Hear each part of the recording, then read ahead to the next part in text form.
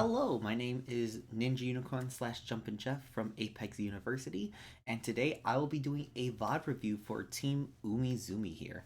He is currently in Gold 4, but he has a lot of good fundamentals that you'll see throughout the video. However, we'll discuss some of the things that we can do to improve it further and to hopefully climb to the Platinum range and where his goal eventually which is to get into Diamond. So before we start looking at this VOD in its entirety, we'll just take a look at the team composition here. So it's going to be a Gibraltar, a Bloodhound, and a Bangalore. So between these three, things that stand out to me, one, we don't have any mobility character, meaning Octane, Wraith, Valkyrie, a Pathfinder. So this means that our positioning is going to have to be very important because we can scramble around with Bangalore smokes and we can use Gibraltar to cover us for some distances. However, to acquire high ground or to cover those long distances with no cover is going to be very hard since we don't have access to any of those abilities. The second thing I noticed, though, is the fact that because we like that, what we make up for it is very strong combat legends. So we have Bangalore Ultimate, we have Bloodhound Scans and Ultimate, and we also have Gibraltar Shield and Ultimate. All great as zoning tools and discovering where the enemy is to get the best possible angles onto the enemy team. So I just give a little brief rundown of each team usually before I start a VOD review, but from there on, I focus on the player that sent them in, which in this case is Team Umizoomi. So let's get right into this video here. So, really jump master. That's fine. So you lot seem a wee bit quaint. Horizon voice lines, am I right? Very long, very loud. I just want to discuss what I'm seeing. Here we go. Hang tight. So we're gonna get through this drop here, and once we land, I'll discuss the first big tip here, or get close to landing at least.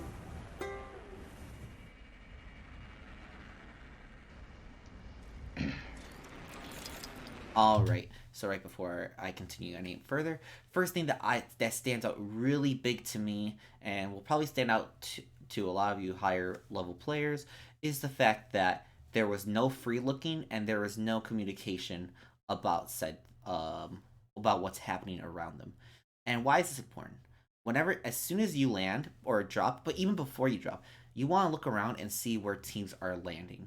This is because you don't, whether you know where you're going to be dedicated landing to or you're unsure yet, this helps you create a game plan for what you're about to do before you continue.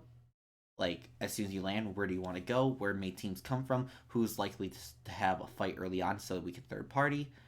But it also allows you to figure out, okay, if I have to rotate through here, how likely is it that I get into a bad fight? Will I get pinched from here? So, whether it's to look for a fight or trying to get to the ring, regardless how it looks, this gives you something to work towards and to instantly have motive as soon as you finish looting your area. And the second thing is that, let's say someone's landing right on top of you, you can figure out how many teams there may be, whether it's just one other team with you, or if there's 3-4 teams on you, because you may be landing at Lava City, but if you have 3 teams going to Lava City, I would dip out because it's unlikely that you win that fight. Instead, just go to the dome, right? Just fly a little further, get the third party later on, easy KP, you live, and you keep going with your game. So free looking is super important, whether it's for the immediate area or for the far future. You and you got a mic. Another thing, great idea. I always recommend this to my solo queue players. I try to do it a little bit earlier in the character selection, but whether you crack a joke, keep it simple as this, as, hey, anyone got mic? Regardless of the situation, just always try to communicate with your teammates.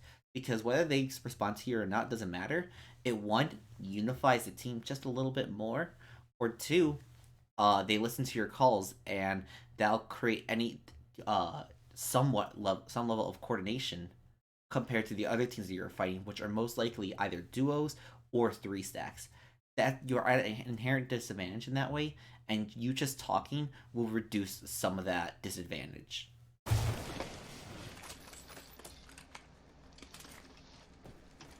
So we keep going, and something I'm going to talk about along while I let this play for a second is the fact that look what he does is that he doesn't stop to loot Let's do this individual thing. buildings. They're just Oh, cracking okay. jokes, all good fun. So you So don't know what you're doing now? don't take for newer players. I'll see a lot of players is they'll look Okay, at okay, each okay. piece of Well, loot make sure. and then they'll go on Just in and then case. they'll clean their inventory, stop clean, making sure it's a perfect loadout, perfect amount, everything. Don't worry about that. Just grab as you go. Just hit E, hit square, whatever input you're at, and just keep grabbing because at the end of the day, you can do that. You can clean it all up after everything is said and done. So, I will say this. Another reason why I say have a game plan by free looking is because you're going to stop wasting time like you are currently. So what we're doing right now is we're re-looting areas that your teammates already have. Now this doesn't sound big at first, but when this adds up into 5 seconds every time you do this, that's 5, 10, 15, 20 seconds that could have been used to get into either A, a new area with loot that hasn't been touched by your teammates, or B, getting to a position to whether it's a third party, better ring placement, or simply taking yourself from getting pinched. All of this will happen, all these bad results or potentially good results will happen if if you take the time to be faster and more efficient and not just run and look through a whole building that your teammate just ransacked. It's just not time efficient, and you can and another way to avoid this is simply have a game plan. Because if you're saying, okay, let's see, there's two teams landed at Geyser, that's great third party potential for us.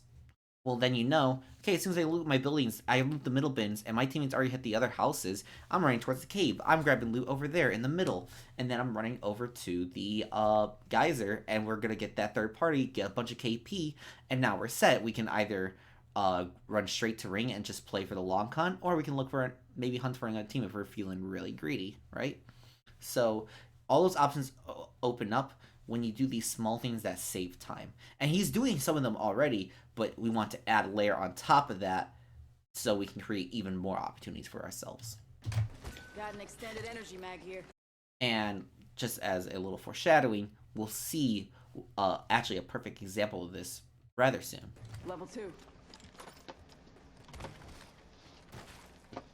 Now, another thing I like to talk about during this time that I'm really happy to see, especially from a player who's in gold, is the fact that they're using slide jumps, and quite frequently, right? A lot of players that I see either don't slide jump for straight 30 seconds. Oh, that was a mean move by the Gibraltar. Or they do. They always slide jump when they see their friendlies do it, right? But you'll see that he does it on his own, and he does it quite often. Now, not as often as he should be, because that'll be for every time that he should almost have the opportunity, unless it's coming off an edge, he should be doing. But he's doing it rather frequently, which is excellent, and I love to see that. Another thing that I like to talk about with players is look at your teammates' loadouts and recognize what you may have to adjust to, right? So let's take an example. Let's say you love the L-Star or the Volts, right? And you have an alternator. But you look and you realize your other two teammates, or even just one teammate, has energy ammo as well.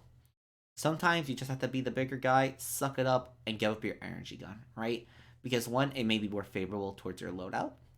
But two, even if it isn't the most favorable towards your loadout, it lets you it doesn't spread the resources thin, right? Because energy guns often blow through their ammo really fast. So they might have 120 ammo, but that could be barely anything, and you might have 60. Now 180 on one person is doable, but 120 and 60 is very shaky, right?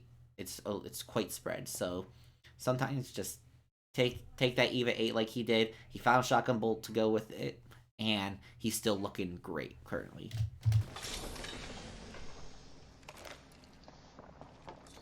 Now, he was cleaning out his inventory earlier. He should have probably dropped the sniper stuff earlier, but he does now. Also, don't drop that grenade. That grenade is super important.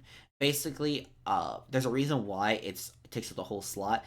You could argue it's more valuable than 4 cells in many scenarios, right? Because you might not be able to get all 4 cells off, but that grenade can make or break a fight. So don't, especially because you have room and you just cleared up 3 more spaces, keep that grenade. So we're gonna keep going. Here's another point I want to talk about. So at this point, I know I skipped a little, but there has been zero communication beyond the little jokes cracked between I don't have a I don't know if I have a mic, right? There's been zero communication.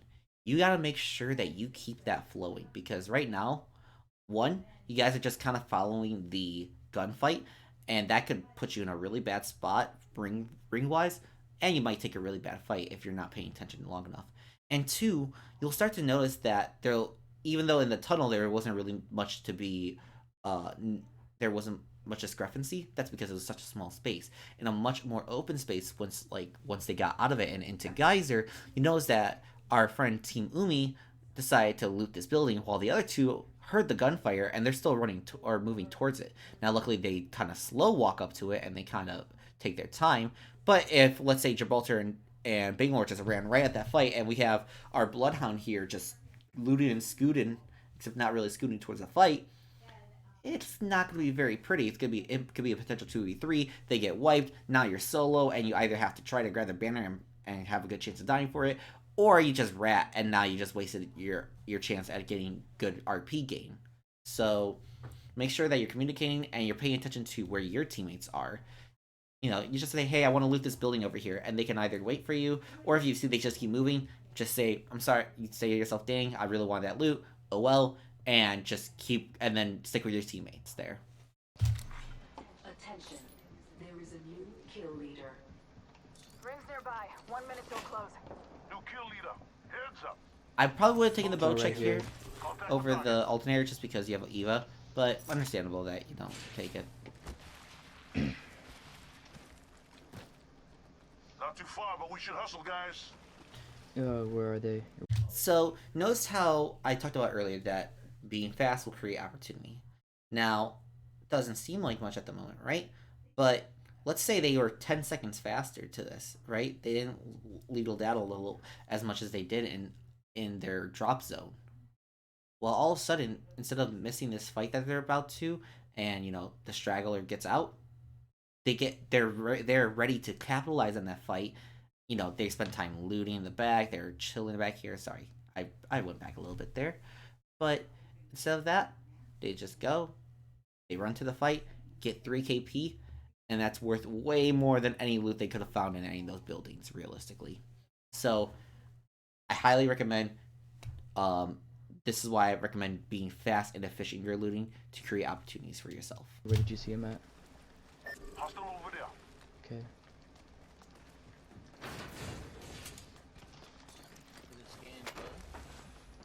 I mean, that's what I'm trying to do right now. Okay, good. See? So, French Toast doesn't often communicate throughout this video, but I just like to point out what he does really well is, even though he's few in words, he is efficient and he knows what he wants from his teammates, right?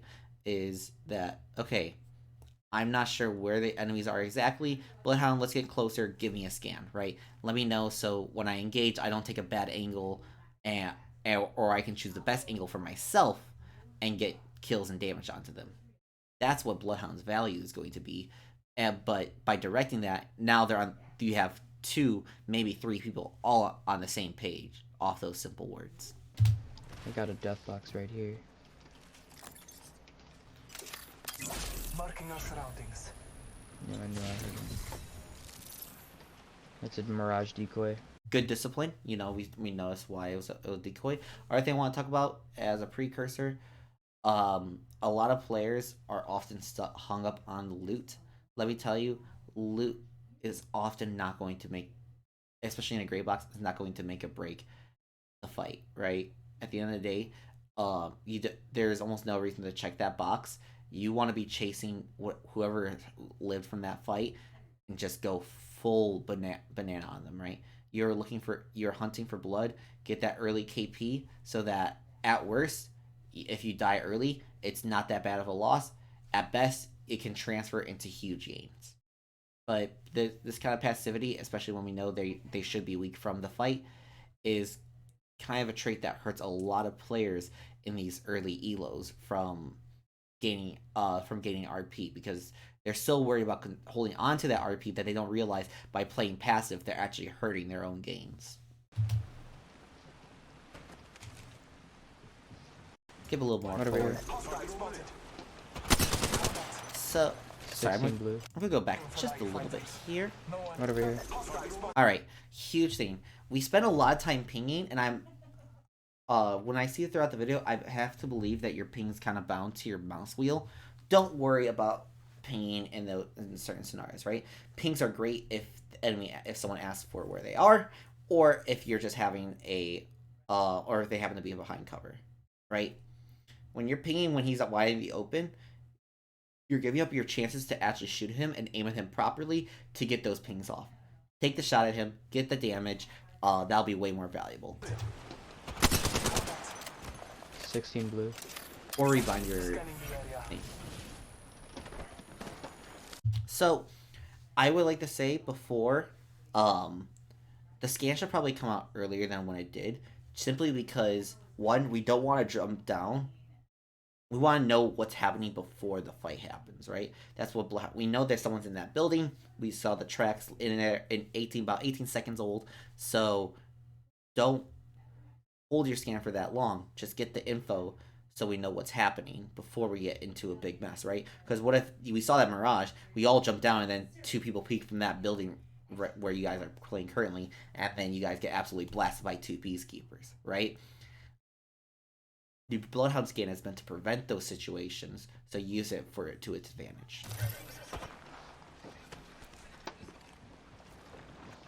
Alright.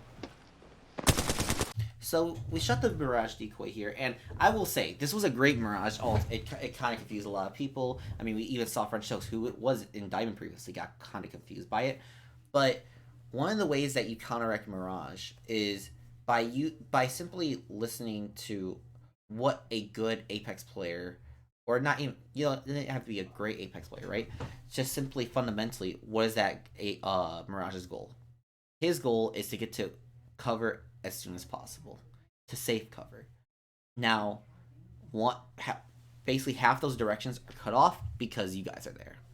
So we have to look at the other half. Two of them, going to the far south, doesn't seem that very viable. There's no cover for him, and he's probably gonna get beamed if any of you take the roof. So where is his options left? He's left either to go west or go up the hill, which is northwest. So going just straight west on the flat ground is very dangerous, simply because there is some cover, but it's minimal. There's a lot of open field. You guys can triple beam him, just like if he went south. Last option, and the safest and most likely, is going to be that he goes up that hill in the northwest. So sometimes it can be hard to do this sometimes, especially in the heat of the moment, but as you recognize what their goal is, if you can find that intention, you can usually figure out who the real Mirage is, right? And this applies to gunfights and to anything, really. Always try to figure out what their intention is and how you can counteract that to the best of your ability.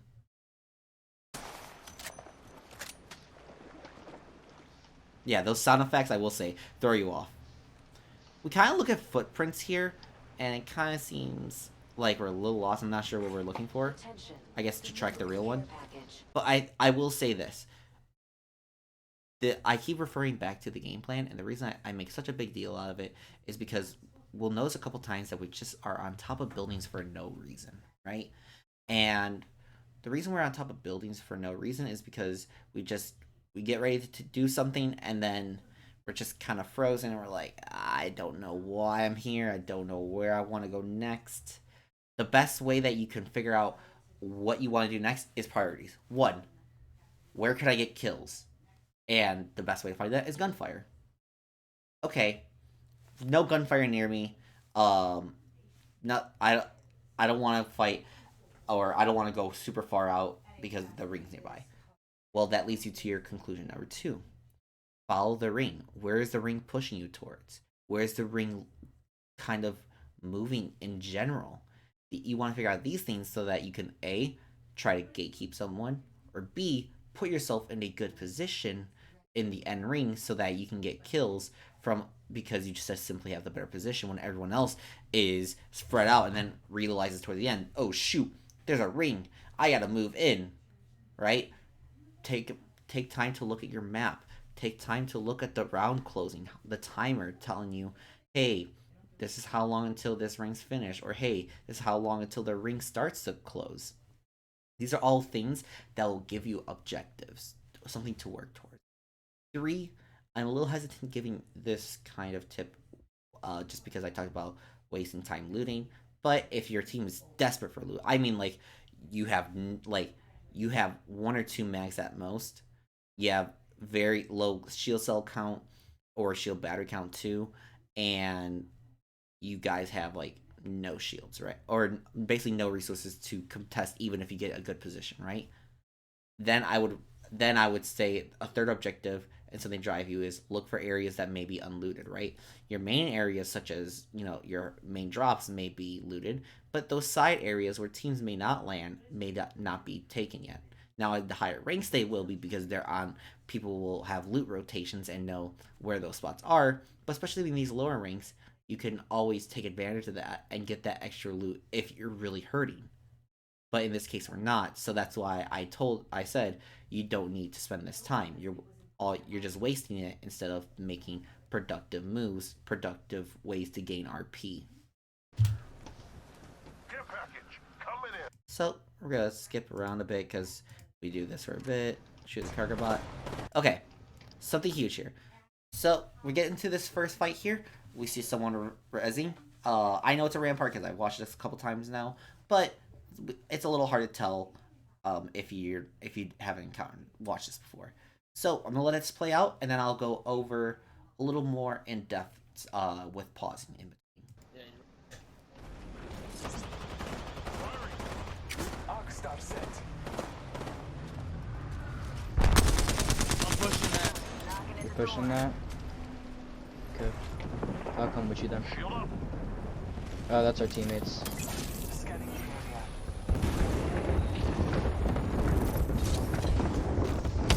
Oh! I got the rampart, but I'm super low. I'm super low. Eyes up. Oh, Jesus. What the heck? Yo, he's finishing me. Right here, he's low. Nice. That's it, brother. Alright. So let's talk about that fight. We're gonna go back a little bit. Let's see if we can find it. Alright, so we see this here. So, what's our decision here? First, this is the time that we need to be speaking up, right? When we know an engagement's coming like this, we need to be talking about what we're gonna do. What's the plan? What's the idea? Do we just finish them off, get the 1 KP, call it quits from there, right? It's pretty easy. You don't have to deal with any extra BS beyond that. And it's honestly something I might really consider. 2, do we let him get the revive off and try to get extra KP? Now you could argue this is a little bit of a scum move, like, hey, you're just kind of cheesing the system, getting your free KP, but hey, you took advantage of the situation, realizing that they're going to be weak and that this is easy ways to get points for yourself, and they put themselves. It's not like you coordinate this somehow. So that's another option. Either way, you have to be talking to your teammates about what you want to happen, right?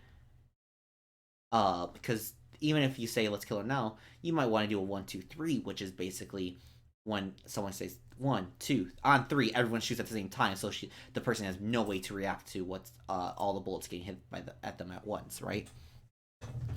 Because if one person shoots early, it happens to be a wraith. Oh shoot, she phased out, and now we're chasing after this KP. People heard the gunfight. They all start coming in. Next thing you know, what turned into a 1 easy kill got into a big triple, quadruple party, and now we're dead at 10th place, 0 KP.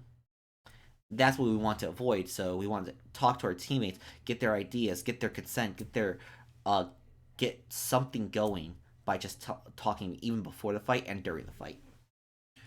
Secondly, we're gonna notice here. Well, let me get the revive off.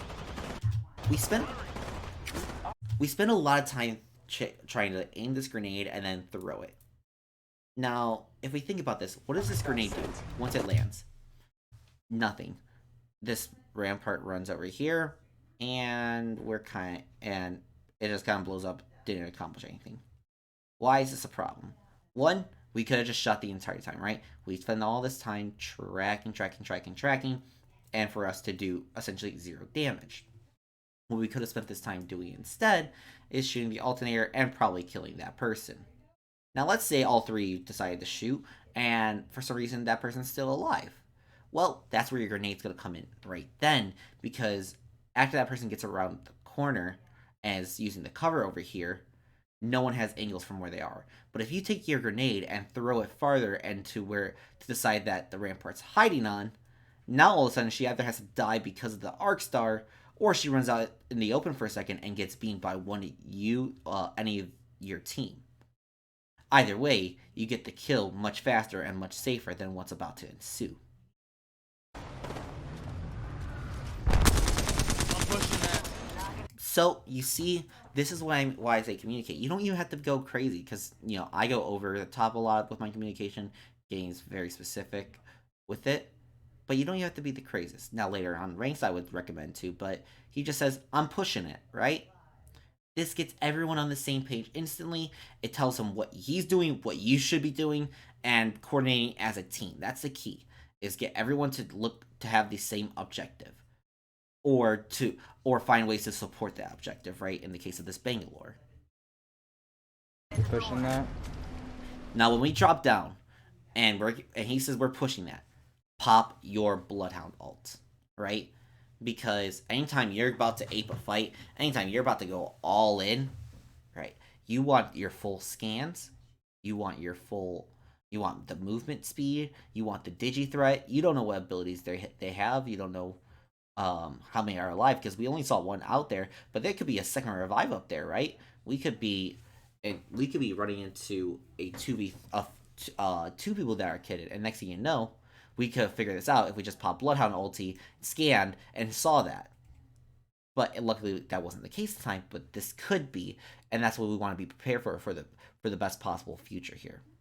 So pop that Bloodhound ult and scan. Get the information. Tell us what's happening. I'll come with you then. Shield up. Oh, that's our teammates. Okay, so it's good that you call it it is your teammates, correct? That being said, you have to be aware, because even if you don't take damage from it, it stuns you, and that stun is a long time, and you will be punished for that, as you'll see very shortly. If we just stay in the dome, we don't get stunned. We see the Bloodhound there. Oh! And I can tell you, normally you have good aim. You'll see it later in the video, you hit some really good shots. That being said, I think because of the concussion, your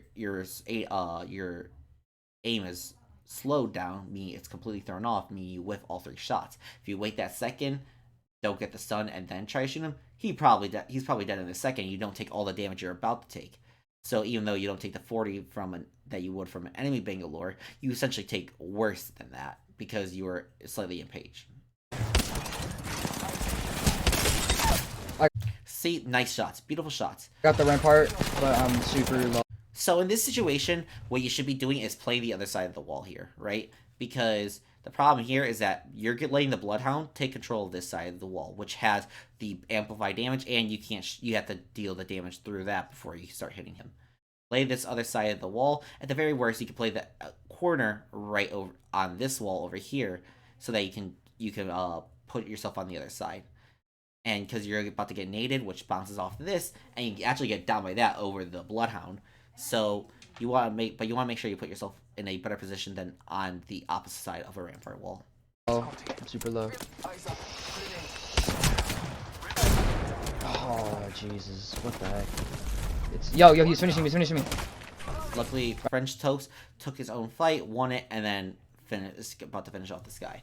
Now, something I want to talk about and why you have to communicate is, or something that you should do in your communication as well, beyond just what you did do, or just push. Call out who you're shooting and who to focus, right?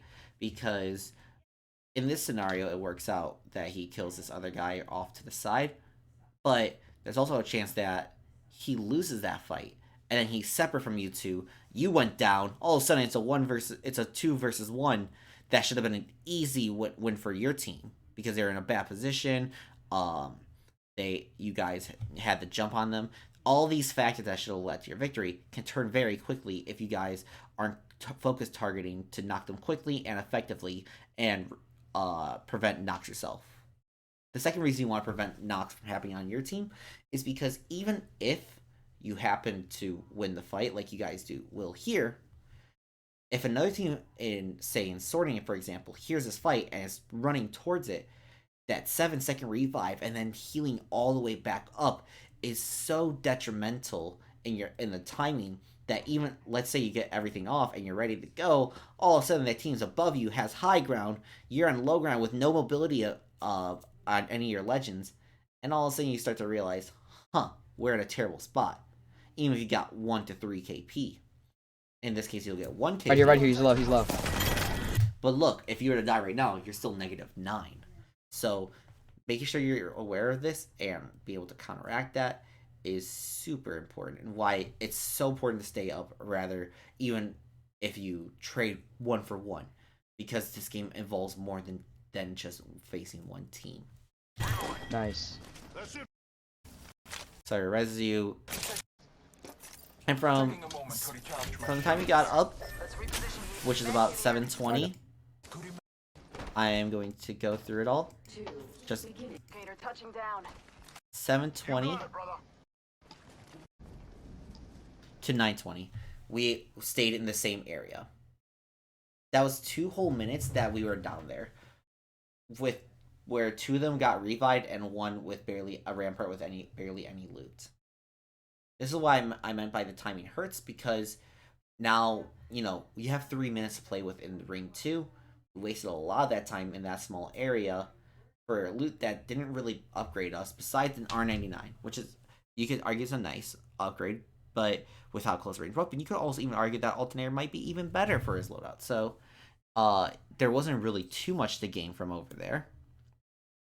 And now we're finally rotating out. Why is that a problem? 1, we heard teams fighting over in the sorting factory. We don't know if that was the same team. If that team's rotating around and they catch us over here, that choke is such a bad spot to fight in. We either have to take a long way around, which is still a bad choke, and be really delayed by the ring that's going to start hurting us, or B, we fight here and have a much worse chance of winning than if we were to be quick about it and get out of this area. This is a death central point, simply because it's tight, and getting hit from any of the other angles is very easy, from either here, or here, and if you're coming out one of these, they can hold you out in this area.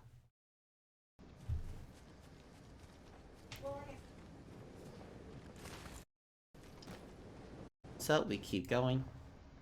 I don't know what you built. Oh, sorry. We looking at third that or what? I don't know what you're building it's in. Okay, let's talk about this for a second. So, when it comes to sound is actually you could argue is bad. In this game, it's pretty bad, especially at close range. It feels like often audio just seems to be missing at points. However, that being said, it does work for the most part. And in this case here, we can tell that the fight is very far. If the fight was this close, it would be much louder and much more present, and we'd probably hear the fighting from all the way in this choke point, if not farther back. And then that's what it would sound like from back there. You hear seems like 200 to 250 meters. So using that info, if it sounds like that, say it's farther away, probably on the other side of Fragment West. So, we're not sure where it is. We end up scanning up here, which you'll see in a second. We know they're not there already. It's good. It's good to scan it just so that you don't get surprised. But the reason why we scanned it was not the correct reason. So let's just make sure to be aware of how to use sound to make your decisions. Secondly, beyond just that, and looking at actual third-party potential, we have to evaluate this from the standpoint of, is it worth it? Sorry, give me just 1 second. Nitro, edit this out. Now, when we evaluate whether this is worth it or not, we have to say, what's our position? What's our position in relation to the ring? How fast can we get to the ring if we third party it? And how fast can we get to the ring currently? Because when we put those questions into perspective, it gives us a lot of options. For one, if we can look through the train tracks right here, what options does that give us? Well, it seems like um, despite this being, longer to get to than the ring, we don't have to go through a nasty choke that's up north, quite just a little farther north on the minimap there. You'll see it right by where the banners are in the distance on your left. Okay, so that's a potential option. We also have some decent cover that we can take over there. 2, what if we just run straight through this choke now? Benefits and negatives. Someone might be pulling us out there already, and if we get there too early and we're getting held out, we'll get pinched, and it will not be a fun situation for us. Okay, but if it's not being held out, we potentially have some. We might be getting close to where the ring will end, and we could set ourselves up for a very nice end game. But do we want to put ourselves to that risk of a choke, especially with no legends, no mobility legends to get us out if we happen to be in a bad spot, or to challenge any high ground that we may need? Okay, 3. What about if we take the third party and then go through that choke? Because if you take that third party in the distance, this pretty much closes out that train rotation. All right, how long will it take us to get over there? Well, it'll probably take us about a little under a minute, right? Simply because we don't, once again, no mobility legends. No, we have to run all the way from these train tracks through, by this building to this building, and they'll probably be in that area. So we can give it 20 seconds. 20 seconds, less than a minute. Can we clean up that fight in less than a minute? That's the dependent part. We can use the kill feed to determine how hard did they trade. Was it an easy one-sided fight, or was it a messy fight trading two each side had 2 knocked down and the other one just having to kill the other? That helps you decide whether you want a third party that for 1, ease of kills, and 2, how fast you can clean it up and then get into the ring, because that'll clean up your pinching problem. And yeah, sure, you might get held out a little bit here, but there's ideas of saying, hey, we can use Bangalore, we can use Gibraltar ult. We have ways to counter that, at least in some format. We can smoke it out. So these are all things you can evaluate. Personally, I don't love the fight over here. I think it's a little risky. Simply because if it takes too long, we're gonna have a terrible time. We don't know how many teams are in the northwest sector by that other choke on the other side where the banner is. So I favor the train rotation, but we'll see that we have kind of this indecisiveness once again, because we don't have a clear set objectives. This one. So we go, we scan. There's a jump pad and some death boxes. And we kind of get loot. We get loot hungry here. Remember, this is another reason why I'm criticizing how much loot is. 1, these are low tier box. There's a low tier box blue. The only thing that you literally could have found, 2 things you could find that benefit you, are a helmet and a light mag, and I guess a shotgun bolt. 3 things. But the chances of them being there, not the highest, but we happen to find some. It's not the worst, because in this box you didn't take too much time. But the next 2 boxes that are behind you that you find eventually, you spend way too much time, when we could simply be looking to get kills, make a decision of rotation, instead of staying up here as long as we do. Remember, there's only 7 squads left and only 1 KP. We're gaining placement points, but we're not capitalizing that with the KP multiplier that we can have on top of that. Yeah, they're all fighting in that building. Rings next door, 45. So we could take a third party there, especially with the octane pad, now that we can get there faster. But now the time is getting tight, not as favorable as it once was. Alright, let me know what you want to do. Oh, hold on a minute. I gotta check these death boxes. See, this is where I'm not a fan of this. So we look at the scout here, right? And what we're looking for, basically, from what miscoms that I skipped over, was the fact that he's looking for a longer range weapon, but he only wants an R301 to fill that slot. Sometimes, at this point in the game, if you cannot find the perfect gun that you love every time, since it's a battle royale, sometimes you're going to have to settle with something that maybe is not your most comfortable, but suits the job. Which, in this case, the G7 Scout will do fantastically for your longer range encounters, compared to your R99. So take that G7 Scout, and it'll do a great job at serving your long range. But beyond that, once we get the weapon, when we're looking at loot boxes, especially at this late in the game, and we're pretty well looted for the most part, what are we looking at? 1, gear.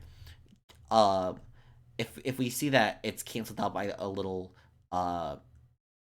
do not sign over there, then you just simply can ignore it, right? Or you can click really fast past it because it means it can't be upgraded, or it's either the same tier or worse than what you have currently. But if it's not, then you just simply click on it and it'll upgrade automatically. It's really fast. Secondly, Evo Shield. In this case, I would just check the Evo Shield quickly to see if it's upgrade because of whether it has more damage but no shields. In this case, it's just a full-on upgrade, full and better, closer to purple. So I would just take that really quickly. Next, ammo. Are we good on ammo? In this case, yes, we've spent a lot of time looting. I would hope so. We're good on ammo. Okay, good on ammo, good on that. Next thing, I just look at equipment and consumables. Scrolling down really quick. What do I need? I want to know what I need, which is basically going to be either purples, which highly unlikely that'll be left, or be a better shotgun bolt. And if it's X'd out, I don't have to spend time looking at it.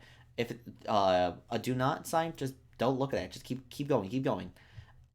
And maybe a better sight. That's the only thing that you have to think about when it comes to upgrading these parts, because anything that is an upgrade will just be grayed out already. So you want to make sure that you know what you're looking for in these boxes before, so you spend as little time as possible. So I can find something better. See, Just trying to find the Volt SMG here. R3 or something. we spent a lot of time there, and now we're wasting time where we have to make a decision now because 22 seconds ring closing. Something has to be chosen. We have to make a plan. Go. Almost there. We are close to the ring. We're overlooking. Someone's right here. Defending over there. Hostile close. It's an Octane. He has red. He has reds.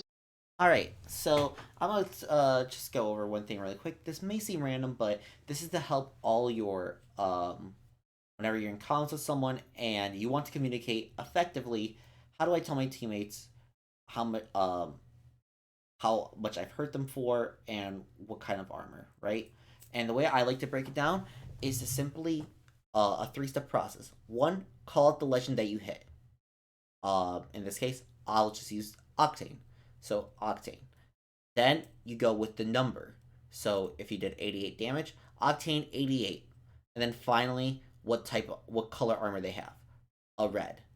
Okay, so I just shot the Octane. Alright, Octane 88 red. It's really quick.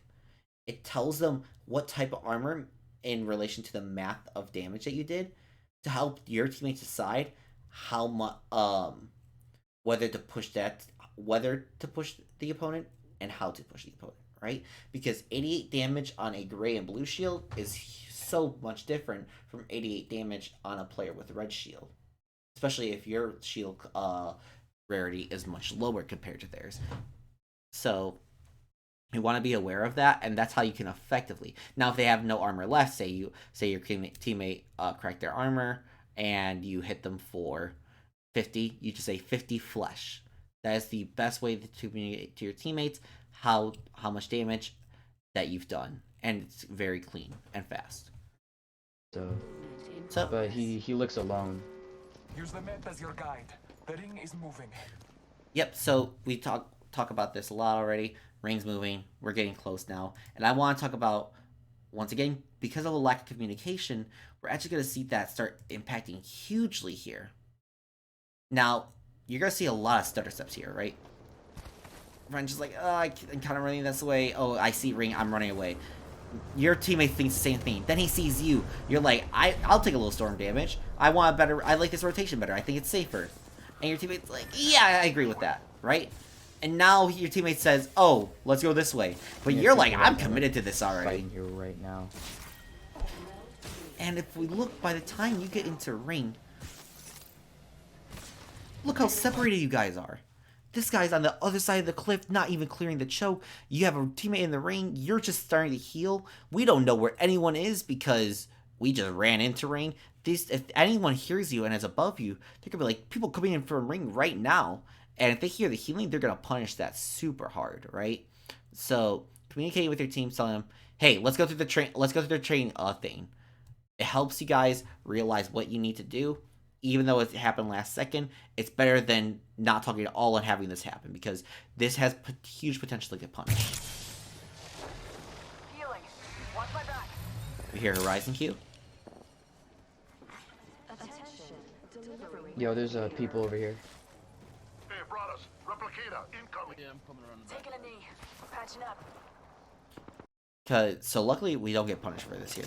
They're right up. All father, give me Good Yeah, scan. This is what I want to see from a scan, to figure out what the hell's happening around me, right? What do we need to look forward towards? That They're being right said, above be us. very careful while we rescan, right? Like we don't have much cover there, only the staircase, which is very superficial, especially from multiple angles. So you want to make sure that you're not spending all that time, or like where you scan from, make sure that it's also safe, because it goes through walls. You don't need to put yourself in dangerous place. You can do it from right from this hallway, and they have no way of countering that without jumping down all the way.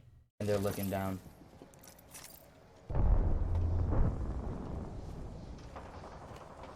Take fire. So we have another fight. I'll let this play out in its entirety, and then I'll critique once again. Civilian airstrike. airstrike. They got me.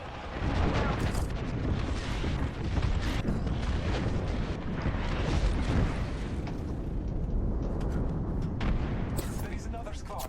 They are attacking. Oh, right here. Horizon purple. Oh, I tried to shield swap.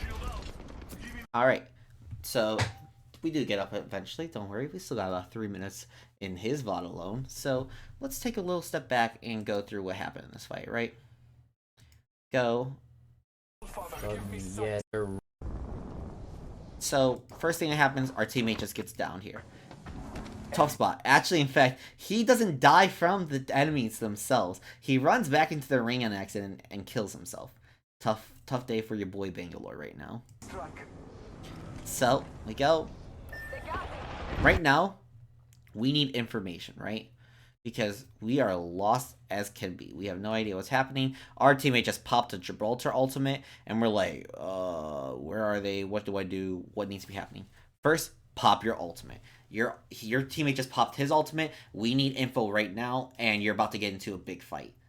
You need to scan. We need to scan up. We need as much information. It needs to come out fast. You want to go into the hunter mode. Get that increased speed to capitalize on their positions. Secondly, I would be very careful about that house you're playing, right? Because you're kind of just looking over here towards the northeast, and you don't realize that there's a lot of holes on this roof that they have very easy angles to hit you from, and then you're gonna get down because you have no cover immediately unless you drop all the way down, which they can still hit you from. Luckily, we don't get punished for that because the Gibraltar ultimate is covering you. So once we know that Gibraltar ultimate is covering you, right? You gotta remember that with your scan, it is a cone, so it spreads out farther, and it has to go in a certain direction. If they aren't on the roof because of the Gibraltar ult, there's only one direction they could have gone, which is to the west. I mean, you should be throwing your scan to the west and figuring out where they are right now, or whether they drop down or in the train cards, because that's going to be super important for how you take this next fight. Instead, we climb up here, which is a great mantle, by the way. Good There climbing. is another squad. Get hit They by are another attacking. squad. But because we didn't scan at all, despite having ultimate, we're surprised by this horizon that comes and peeks us when we never should be. We're Bloodhound. We should have this info. We shouldn't be getting ran up like this out of nowhere. oh, right here. Horizon purple. And this is another thing. His movement is actually quite good. It gets him to live quite longer than he probably should, like you would have expected. And he has good aim. It's not so to say that, all of your mistakes, all your reasoning is that you're just not hitting enough shots is true to a certain extent, right? But the reasons for it is because you're not putting yourself in positions to succeed. You're not giving yourself the chances to. So my goal here with these VODs is to help you find ways of realizations of, oh, this is why it doesn't work, or this is why I'm missing out on my opportunities, and hopefully I explain well enough what are things you can be focusing on instead, and ways to actually climb and implement changes to your gameplay. Second thing that we didn't talk about here, if we go a little back, we have to realize our cover here. This roof here is on a slant, which means it provides cover from the train yard. We would know that if we scanned them earlier and had ulti up, so that's another reason to use it. But beyond that, it's also important because that lets us decide how we're going to position our angle. In this situation, we already have one teammate down, but because we're pressured to make a play, and this guy is, gets really right here. We're so focused on trying to get the kill and trying to succeed at finishing him off that we don't take the time to realize that we just need to stay alive. Our teammate is more than healthy.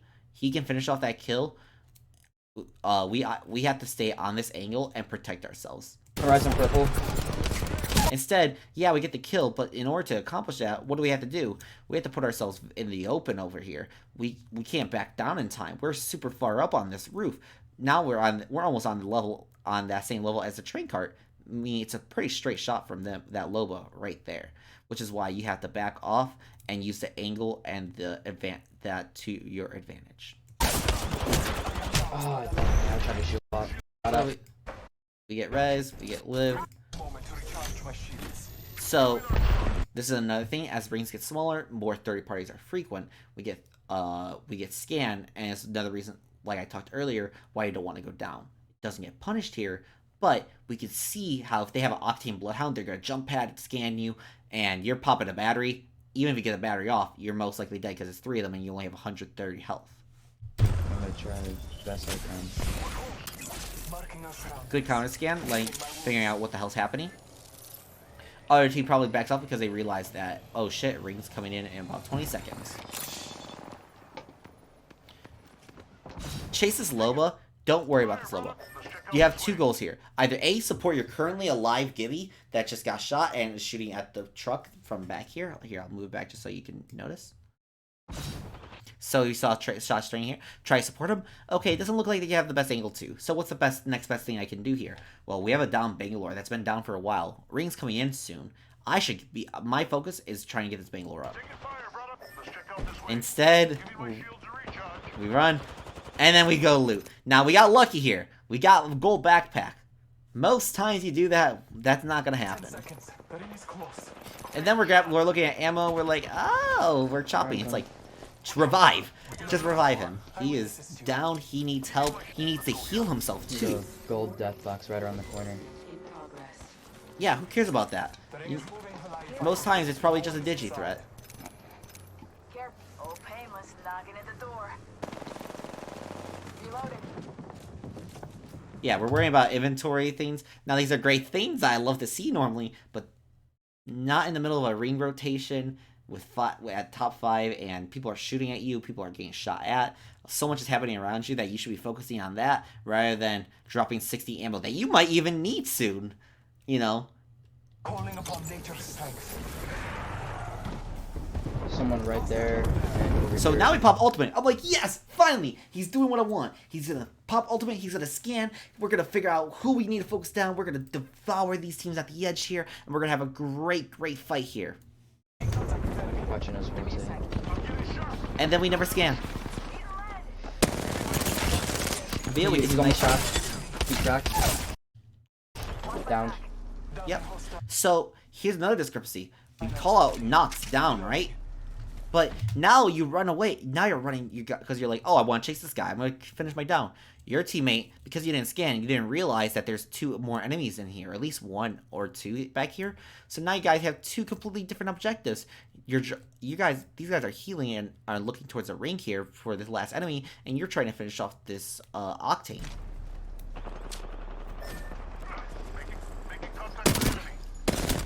Try getting cute here. Don't. Just take out your shotgun, double tap him, give him, make it way quicker because you take longer and now there's 2 enemies and your armor swap becomes near null. I got 2 guys on me. Yeah, you call it 2 guys, but because you didn't say anything of the steps before, now you're in a tough spot, 2 versus 1. That is not a fun situation. That could have been prevented if we're just communicating, even if you're talking to yourself, or your other teammate speaks up to be like, hey, no, we got someone else here.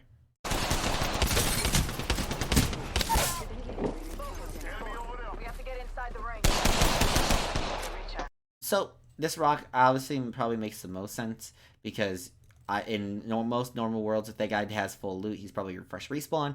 He probably is gonna chase you, so the rock makes sense. Um, Nothing much you can do there. There at this point, you put the problem is that so many of the steps before have put us behind slowly but surely. That now we're asked to do Mission Impossible. Marking our surroundings. Recharging my shields. Yeah, I would pop the heal right away. You don't need a scan. That's a little extra time wasted. Shots, and then we go down. And now we see the effects of solo queue and no communication. They're doing their own thing. You did your own thing. You end up in a 2v1 and you die for it. When in reality, this could have been very easily prevented.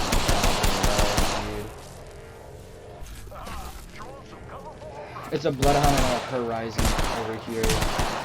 But the Bloodhound just got picked up after I downed him. Take. Horizon doesn't have her lift anymore, but Bloodhound's right here. You just popped ult. So you want to be asking for Dome me, smoke dome me. right now, Can right? you dome me? No, we don't have dome. Warning alert. Aw, dang it. That's alright, that's alright. Alright, and the rest of the video I'm not going to really talk about. They basically get second place because it was a 2v3 and it's a tough spot for them to win at that point. So, what do we learn from this video? One, for Mr. Umi here, we actually learned that a lot of your fundamentals are quite good. Your aim's quite good. Your movement seems pretty good for, especially at the gold level. Your looting is quite efficient. There could be some things that could be touched upon, but for the most part, those basic things are pretty well done, especially for the level you're at currently. That being said, we start to see a lot of the problems come with the decision-making level and the game plan level. We're just kind of moving along without really thinking, and we work as 3 separate brains instead of 1 unit to help your teammates combine as a strong force. So that's gonna be it from me today, guys. Thank you so much for watching. Make sure to like, comment, and subscribe down below. Tell me your thoughts on how this VOD review went, perhaps what I could talk about more of, or perhaps different topics I can talk about within these VOD reviews. Thank you so much, and I'll catch you guys later. Alright, peace out.